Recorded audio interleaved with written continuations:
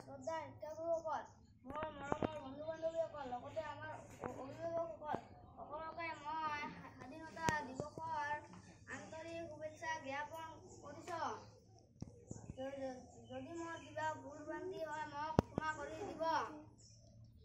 আজি হ'ল 15 আগষ্ট 2024 চন, ৭৮ সংখ্যক স্বাধীনতা দিৱস। 1947 চনৰ 15 আগষ্টত ব্ৰিটিছ শাসনৰ পৰা স্বাধীনতা লাভ কৰিছিল।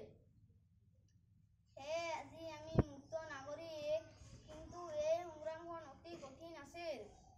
মহাত্মা গান্ধী, সুভাষ চন্দ্ৰ বসু, ভগত সিং, জৱাহৰলাল নেহৰু আৰু হাজাৰ হাজাৰ সাধাৰণ মানুহৰ সংঘবদ্ধ সংগ্ৰামে স্বাধীনতা কঢ়িয়াই আনিছিল।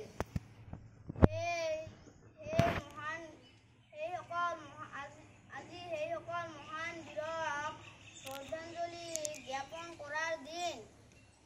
ভাৰতৰ প্ৰথম প্ৰধানমন্ত্ৰী পণ্ডিত জৱাহৰলাল নেহৰুৱে দিল্লীৰ লালকিল্লাত 15 আগষ্টত পতাকা উত্তোলন কৰে। তেতিয়াৰে পৰা 15 আগষ্ট দিনটো ভাৰতৰ স্বাধীন